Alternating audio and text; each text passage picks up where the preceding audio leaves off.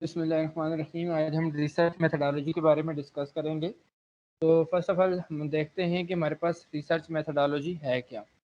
जब हम मेथडोलॉजी की बात करते हैं तो हम तरीक़ाकार की बात करते हैं, मेथड्स की बात करते हैं, वो मेथड्स के जिनके ज़रिए हम किसी भी एक प्रोग्राम को, किसी भी एक हमारा जो टास्क है उसको पाए तकमील तक पहुँचाते हैं, वो हमारे पास मेथडोलॉजी कहलाती है। The systematic study of methods that are can be have been applied within a discipline, जो किसी एक डिसिप्लिन को कंप्लीट करने के लिए तरीक़ाकार या जो एक सिस्टमैटिक स्टडी या सिस्टमैटिक वर्क जो तरतीब दिया जाता है उसको हम मेथडोलॉजी का नाम देते हैं। और दूसरी चीज़ है हमारे पास रिसर्च मेथडोलॉजी। जब हम रिसर्च मेथडोलॉजी को देखते हैं तो हमें इसके नाम ही से पता चल जाता है कि रिसर्च में जो मेथडोलॉजी यूज़ की जाती है उसे हम रिसर्च मेथडोलॉजी कहते हैं। इसमें हम ये देख होते हैं कि जो हमारी रिसर्च है, जो हम रिसर्च या टास्क परफॉर्म करने के लिए जा रहे हैं उसके लिए हम कौन सा मेथड यूज़ कर रहे होंगे। इसमें जो डिज़ाइन है वो भी आ जाता है कि हम अपने रिसर्च को वैलिड और रिलायबल बनाने के लिए, उसकी एम्स एंड ऑब्जेक्टिव्स को अचीव करने के लिए जो स्ट्रक्चर ड्रा कर रहे होते हैं, जो डिज़ाइन कर रहे होते हैं, जो प्लानिंग कर रहे होते हैं, वो हमारे पास रिसर्च मेथडोलॉजी कहलाती है। फर्स्ट ऑफ ऑल हम रिसर्च डिज़ाइन की बात करते हैं कि जो हमारी रिसर्च है या जो टास्क हमें दिया गया उसका डिज़ाइन कौन सा होगा। हमने रिसर्च में डिस्कस किया था उसकी टाइप्स में। हमारे पास क्वालिटेटिव रिसर्च थी, क्वांटिटेटिव रिसर्च थी, एक्सपेरिमेंटल रिसर्च थी, नॉन एक्सपेरिमेंटल रिसर्च थी, सर्वे रिसर्च थी, कोरिलेशन रिसर्च थी। तो ये सारी की सारी जो रिसर्च थी ये बेसिकली हमारे पास एक एक डिज़ाइन था, एक एक टाइप थी उसकी। हम जो रिसर्च करने जा रहे हैं हमने देखना है कि वो किस किस्म की रिसर्च है। अगर तो वो क्वालिटेटिव रिसर्च है तो हम कहेंगे कि हमारी रिसर्च जो है वो क्वालिटेटिव है, क्वांटिटेटिव है तो क्वांटिटेटिव का नाम देंगे। अब एक्सपेरिमेंटल है, नॉन एक्सपेरिमेंटल है, जो रिसर्च भी हम कर रहे होंगे बेसिकली वो हमारे पास रिसर्च डिज़ाइन होगा। एक फ्रेमवर्क जो होता है रिसर्च का, उसकी मेथड्स, उसकी टेक्निक्स जो रिसर्चर चूज़ कर रहा होता है, जो रिसर्चर यूज़ कर रहा होता है, वो हमारे पास रिसर्च डिज़ाइन कहलाता है।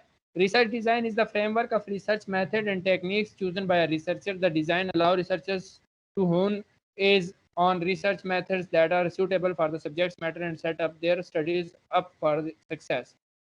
ये भी वही चीज़ कह रहा है कि भाई आपके रिसर्च में जो आपने टास्क परफॉर्म करना है या रिसर्चर जो चीज़ जो फ्रेमवर्क चूज़ कर रहा होता है, वो अगर डाटा कलेक्ट कर रहा है थ्रू क्वेश्चनेयर तो वो अलग डिज़ाइन होगा। अगर वो इंटरव्यू कर रहा है तो वो अलग डिज़ाइन होगा।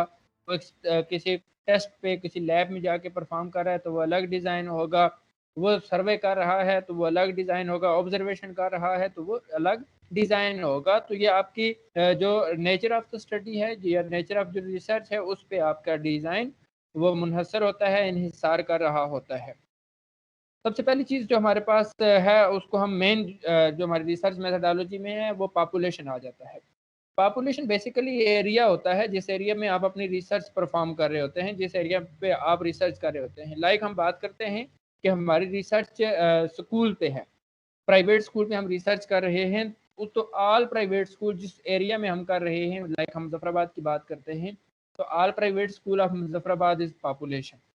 कि जहाँ आपकी रिसर्च जो है वो एग्जिस्ट कर रही हो, जिस एरिया में आप परफॉर्म कर रहे हैं या रिसर्च कर रहे हैं, वो सारा का सारा जो एरिया है वो आपकी पॉपुलेशन कहलाती है। जितने भी आपके इंडिकेटर्स हैं वो सारे के सारे आपकी पॉपुलेशन में आएंगे। इन statistics population is the entire pool from which a statistical sample is drawn. कि जिससे आप एक स्टैटिकल सैंपल ले रहे हो वो सारा का सारा एरिया, वो सारी के सारे जो हमारे पास जो हमारे रिकॉर्ड होता है वो पॉपुलेशन के तौर पे हम उसको लेंगे। अब ये ग्रुप ऑफ पीपल्स भी हो सकते हैं, ऑब्जेक्ट्स भी हो सकते हैं, इवेंट्स भी हो सकते हैं। जो एरिया आपका है, लाइक आप हॉस्पिटल्स पे करते हैं तो सारे हॉस्पिटल्स आपकी पॉपुलेशन होंगी। आप किसी चीज़ पे करते हैं, लाइक आप किसी एक ऑब्जेक्ट पे कर दें, वो सारे के सारे ऑब्जेक्ट आपकी पॉपुलेशन होगी जो इस एरिया में एग्जिस्ट कर रहे हों। ओवरऑल जितना भी हमारा एरिया है, हम स्कूल में रिसर्च कर रहे होते हैं, बेसिकली हमारी एजुकेशन की जो रिसर्चेज होती हैं सोशल साइंस की, वो एक टारगेटेड प्लेस पे हो रही होती हैं। लाइक हम स्कूल की बात करते हैं तो प्राइमरी लेवल पे, एलिमेंट्री लेवल पे, सेकेंडरी लेवल पे जितने भी स्कूल उस रीजन में या उस एरिया में जहाँ आप रिसर्च कर रहे हैं तो वो मौजूद हों, वो आपकी पॉपुलेशन है। जब हम टॉपिक सिलेक्शन करते हैं तो उसमें हमें सबसे पहले टॉपिक के लिए ये कहा जाता है कि जी आप टॉपिक के साथ साथ अपना एरिया भी सिलेक्ट करें। अब एरिया सेलेक्ट करने की जो बड़ी वजह है वो ये है कि जब हम पॉपुलेशन लिख रहे होते हैं तो वो हम उस एरिया की सारी पॉपुलेशन को मेंशन कर रहे होते हैं। All private school of Hatiyawala, all private school of Muzaffarabad is the population of my study. वो ओवरऑल जितनी भी चीज़ें होंगी उनको हम पॉपुलेशन का नाम देते हैं। दूसरी हमारे पास सैंपल है। तो बेसिकली सैंपल है क्या? Sample is the subset of population. अब सेट और सबसेट की जब हम बात करते हैं तो हमारे पास सेट दो चार छः आठ चीज़ों का जो कॉम्बिनेशन है उसको हम दो या दो से ज़्यादा जितनी चीज़ें भी हैं उनको हम सेट कह रहे हैं। तो सेट में हम लाइक अपनी सोसाइटी से एक मिसाल लें, हम कहते हैं जी ये प्यालियों का सेट है, ये ग्लास का सेट है। तो सेट में 6 कप हैं हमारे पास, 6 ग्लास हैं हमारे पास। जब हम उसका सब सेट कर देते हैं, 2 अलग कर देते हैं, 3 अलग कर देते हैं, तो वो सेट का सब सेट बन जाता है। ये सेम इसी तरह पॉपुलेशन और सैंपल है। Sample is the subset of population. Population हमारे पास बहुत बड़ा एरिया होता है। पॉपुलेशन हमारे पास बहुत जो है वो ब्रॉडर टर्म है। जब हम अपनी अहलियत को, अपने रिसोर्सेज को, अपने टाइम को देखते हैं तो उसके लिए फिर हम एक सैंपल सेलेक्ट करते हैं। लाइक हमारी 2000 की पॉपुलेशन है। अब 2000 लोगों से मिलना हमारे लिए बहुत मुश्किल है, मुमकिन नहीं है। तो हम अपना एक सैंपल सेट करते हैं थ्रू एनी टेक्निक। ठीक है, सैंपल टेक्निक होती है, उसमें रैंडम सैम्पलिंग है, कन्वीनियंट है, ये बहुत सारी जो टेक्निक्स हैं उनमें से एक टेक्निक को हम यूज़ करते हुए अपना सैंपल सेलेक्ट करते हैं कि 2000 की पॉपुलेशन थी, उनमें से हमने टोटल 100 का सैंपल ले लिया। अब हमने वो सैंपल क्यों लिया? कि अपनी रिसर्च को आगे फर्दर प्रोसीजर में लेके जाने के लिए। Sample refers to a smaller manageable version of a larger group. जो एक लार्जर ग्रुप पॉपुलेशन है उसका एक मैनेजेबल, एक छोटा सा जो वर्जन है, एक छोटा सा हिस्सा हम लेते हैं। वो इसलिए कि हम अपना जो it is a subset containing the characteristics of a larger population, ये एक सबसेट होता है लार्जर पॉपुलेशन का। और sample are used in statistical testing when population size are too large for a test to include all possible members or observations। Basically sample हम उन पे कर रहे होते हैं कि हम पूरी की पूरी पॉपुलेशन को तो नहीं ले सकते। हमने अपने रिजल्ट्स फाइंड करने होते हैं, हमने अपने टेस्ट लगाने होते हैं, हम अपना जो टास्क है या जो ऑब्जेक्टिव्स हैं उनको अचीव करने के लिए कुछ लोगों को ले लेते हैं और उन पे हम अपना सैंपल जो है वो ट्राई कर रहे होते हैं। वो 10 भी, 20 भी, 50 भी हो सकते हैं, लेकिन उस सैंपल को चूज़ करने के लिए आपको प्रॉपर एक सैम्पलिंग टेक्निक यूज़ करनी पड़ेगी। उस सैम्पलिंग टेक्निक के ज़रिए आप अपना सैंपल सेलेक्ट करेंगे और फिर उस पर आप अपना जो रिसर्च है उसका काम आगे फर्दर जो लेके चलेंगे। Third one is the instrument और रिसर्च टूल की हम बात करते हैं। तो रिसर्च इंस्ट्रूमेंट या रिसर्च टूल है क्या? ये यूज़ होता है कि हम क्या कर रहे होते हैं अपने डेटा को एनालाइज करने के लिए, या अपने जो रिसर्च टॉपिक है या हमारा जो कंटेंट है उसको एनालाइज करने के लिए, उसको मेजर करने के लिए, या उसमें से जो हमारा टास्क है, जो हमारे ऑब्जेक्टिव्स हैं, जो हमारे एम्स हैं, उनको ऑब्टेन करने के लिए हम एक इंस्ट्रूमेंट जो है वो ड्रा कर रहे होते हैं। वो इंस्ट्रूमेंट क्वेश्चनर भी हो सकता है, वो इंस्ट्रूमेंट इंटरव्यू भी हो सकता है, वो एक चेकलिस्ट भी हो सकती है, वो ऑब्जर्वेशन शीट भी हो सकती है। वो किसी भी एक फॉर्म में आप अपना इंस्ट्रूमेंट लेके जाएंगे। और इंस्ट्रूमेंट जब क्वांटिटेटिव स्टडी होगी तो उसके लिए हम क्वेश्चनर करेंगे, क्वालिटेटिव स्टडी होगी तो उसके लिए हम कोई और स्केल चूज कर लेते हैं, जैसे इंटरव्यू उसमें हो जाता है। तो हमारा जो इंस्ट्रूमेंट है वो क्वेश्चनर या इंटरव्यू, हम कोई भी एक रखते हैं तो वो उसकी हमें डिस्क्रिप्शन देनी पड़ेगी। रिसर्च टूल का नाम हम उसको देते हैं, इंस्ट्रूमेंट का नाम देते हैं कि इसके ज़रिए हम अपने डेटा को क्या कर रहे होते हैं, कलेक्ट कर रहे होते हैं। इससे हम अपने डेटा को जो हमारे टारगेट है उसके लिए हासिल कर रहे होते हैं।